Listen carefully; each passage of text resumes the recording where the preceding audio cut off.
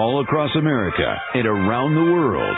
This is Veterans Radio. This is Veterans Radio. Welcome to Veterans Radio. I am Jim Fausone. I'm the officer of the deck today.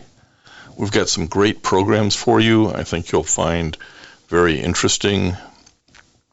We always want to remind you can find more about Veterans Radio at its Facebook site or by going to veteransradio.net, where we're on the web 24/7. You can find a lot of our podcasts there as well. We post new ones every Tuesday, so you can get a new story, a new interview, something you didn't know before by going to veteransradio.net. And before we get started, we want to thank our sponsors.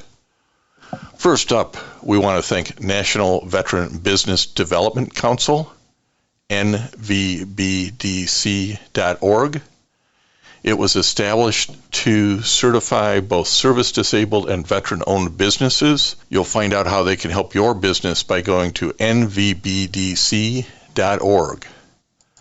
We also want to thank Eisenhower Center. It's a brain injury recovery center. Learn more about eisenhowercenter.com. They're located in Michigan and in Florida. We want to thank Legal Help for Veterans. Legal Help for Veterans fights for veterans' disability rights all across the nation. You can reach them at 800-693-4800 or on the web at legalhelpforveterans.com. We want to thank VetBiz Central, which is part of the U.S. Small Business Association, VBOC, Vet Business Outreach Centers.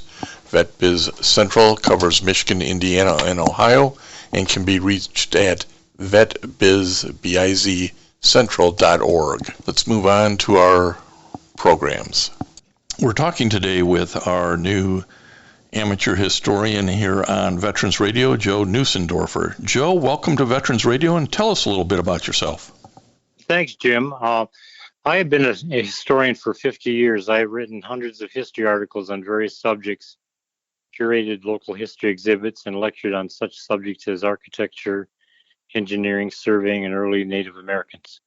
My interest in military slang stems from my service as a USA Air Force veteran, and a keen interest in specialized subculture language and professional experience in communicating technical information. Well, you got a few different phrases for us today to remind our veteran radio listeners of what this military slang is about.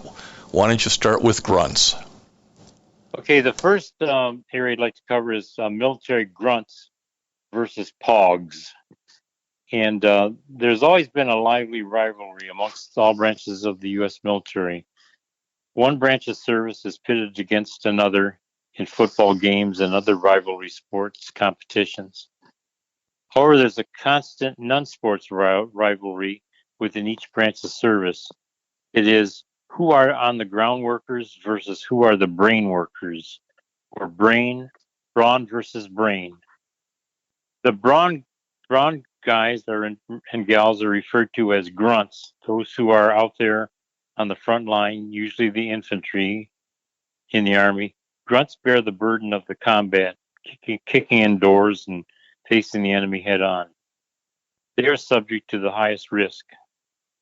The brain guys, gals, are referred to as POGS, P-O-G-S. This meaning, in military talk, person other than a grunt. It has often become a derogatory term or insult of some sort. To put things in proper perspective, however, for an effective operating military, it takes both grunts and POGs working together. What all servicemen and women should remember is that combat missions are carried out because of the part each one plays, such as maintenance of the jets ensures the performance of a mission. The building of bridges and clearing of IEDs helps facilitate carrying out of the infantry role. Before a missile reaches its final destination, several hands played a part. You can't fight the enemy without ammunition, transport to the fight, or indirect fire from air support. So let's give a vigorous Veterans Radio shout out and salute to both Grunts and POGs that are all doing their part to keep us safe. Well, Joe, and I think anybody who's been in the service, you also realize that sometimes you're a grunt and sometimes you're a POG. That's right, double duty. Yeah, based on your assignment. And in my experience, this has always been kind of in good fun, hasn't it? Yeah, absolutely. It's no insult intended on any part. It's all tongue in cheek. Well, if I think in the civilian world they might have figured out what a grunt was, that ground pounder who's doing the work, busting down the doors. But now you've enlightened them about what POGs are. So I think some of them may want to be recognized as a POG in their organization. So great little update on some military slang for our veteran radio listeners. Joe, I'd like to have you turn to another term that you sometimes hear. Certainly in the military we understand it, but I don't think they do in the civilian world. Scrambled eggs. Yeah, scrambled eggs. That's interesting. It's a military slang term for the typically leaf-shaped embellishments found on the visors of peaked caps worn by military officers. The phrase is derived from the resemblance that the emblems have to scrambled eggs, particularly when the embellishments are golden colored. In the United States Armed Forces, scrambled eggs is the nickname for the golden oak leaf and acorn embellishments known as fretting on the bills or visors of frame service and dress uniform caps, called service caps in the Army, combination covers in the Navy and Coast Guard, barracks covers in the Marine Corps, and so on, that are worn by field grade and general officers in the rank and grade of major or higher in the Army and in the Marine Corps, and senior and flag officers in the rank and grade of commander or higher in the Navy and Coast Guard. In the U.S. Air Force, the embellishments on caps are silver, not gold. They are referred to as sparks, farts, and darts, lightning bolts, clouds, and arrows. The reason for the blue, the silver, is the uniforms are blue, and it just really blends in. Well, again, this is one of those things that anybody who's probably watched a TV show has seen a military cap with a bunch of coloration. Those are the scrambled eggs right on the black bill generally. And didn't maybe understand what those were, but as you move up the ranks, your gold oak leaf and acorn embellishments get a little more pronounced, don't they? Yeah, absolutely, and especially you see them when they come in for congressional testimony and stuff on C-SPAN. They're full dress uniform, the generals, and they got their scrambled eggs all over them. Well, and it's from somebody who has risen through the ranks, it's quite a distinguishing feature. But what it also helps, and I think a lot of people don't understand this, is all of these military symbols and embellishments and things are in part so that you can recognize the rank that person may play from distance as you approach. Exactly. And especially with the saluting of officers, they get a heads up that somebody's coming along the line that you need to salute. That's right. Don't tick off a general or an admiral by not recognizing what their rank is, right? Exactly. Respecting the rank. And I didn't realize that in the Air Force it was sparks, farts, and darts. That's kind of cool. That's a different term, if you will, for those, what is essentially the Air Force's scrambled eggs on its flag-ranked officers. I guess that's an endearment that only the flyboys could come up with, right? It does sort of sound like something like that. And somebody somewhere said, well, we can't have gold scrambled eggs on our blue uniforms. They're not. It's not stylish enough. That had to have been a hilarious conversation when that decision was made. Absolutely. And now maybe for that future topic is, I don't know what color the embellishments are going to be for the Space Force.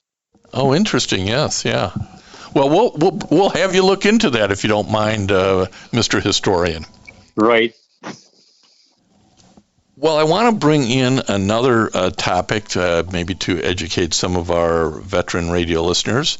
Again, I think maybe they have some sense of what SOS refers to. But tell us a little more. Boy, Jim, this is one that's dear to my heart and stomach.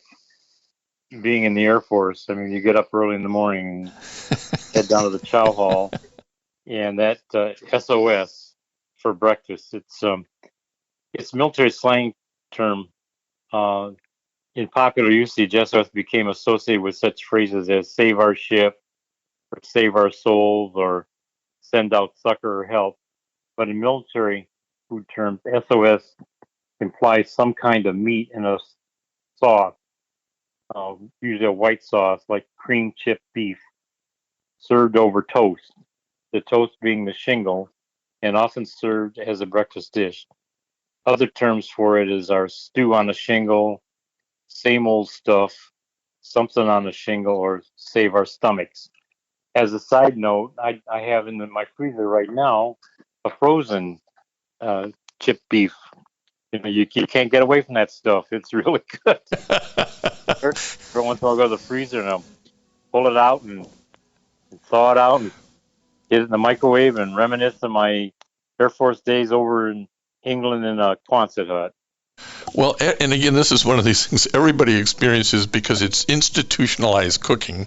And I like the fact that you refer to it as some kind of meat. Yeah, it could be. You know, they could have a shortage of hamburger. They might put pork in there. Probably today, maybe ground chicken. Who knows what's going to go in there? It's like sausage. Well, you can't tell what it is. Right, you don't know what it is, and you don't want to see it being made. Right, yeah, you can't really tell what it is because it's all been sort of chipped up. Yeah. And I appreciate you used all PG terms for something on a shingle. Exactly. Sometimes that phrase begins with an SH. That's right. And again. Anyway. And I'll continue that with it's a real hit, too. It is. It's one of those things that you get it slapped on your tray and you say, well, but, you know, it's not bad. And it isn't. You can acquire a real good taste for that. I have. It's like when I was in England, when we'd have breakfast with the English, sometimes they invited us into their homes. In the English over there, they put baked beans on toast for breakfast. And that's good. You ever try that? No, I haven't tried. Look, there's no end to the regional flavors and that you might get, and certainly in a lot of on toast. Right, you can put on toast. Yeah, well, grits is another one of those. Avocados, whatever. Yep. You know? Spam. Spam. Now, spam. That's another story. Well, maybe we'll bring that one back. It is still a highly regarded food in Hawaii, I understand. So it's primary. In fact, I was there about 2 years ago, and they've got every flavor of spam there is.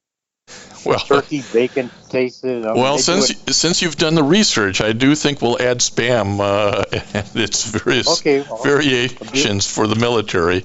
And I'll do a food report. There you go, perfect. Well, we want to thank our Veterans Radio historian of slang, Joe Neussendorfer, an Air Force veteran, for spending a little time with us today and reminding us of some of these slang terms and certainly some of the culinary delights that the veterans military men and women get to experience around the world. Thank you. It's a real joy being on your show, Jim. And I want to thank everybody for listening to Veterans Radio today. I am Jim Fausone. It's been a pleasure to be your host. I'm a veterans disability lawyer at Legal Help for Veterans, and you can reach us at 800-693-4800 or legalhelpforveterans.com on the web. You can follow Veterans Radio on Facebook and listen to its podcasts and internet radio shows by going to veteransradio.net. And until next time, you are dismissed. If you have a VA claim denied by the Board of Veterans' Appeals, contact Legal Help for Veterans at 1-800-693-4800. They're experts in handling cases before the U.S. Court of Appeals for Veterans Claims. Their number again, 1-800-693-4800. We again want to thank our national sponsors, the National Veterans Business Development Council, nvbdc.org, the U.S. Small Business Administration Veterans Business Outreach Center, Eisenhower Center, VA Ann Arbor Health Care System, the Vietnam Veterans of America Charles S. Kettles Chapter, Ann Arbor, Michigan, VFW Graf O'Hara Post 423 in Ann Arbor, and the American Legion Press Corn Post 46, also in Ann Arbor.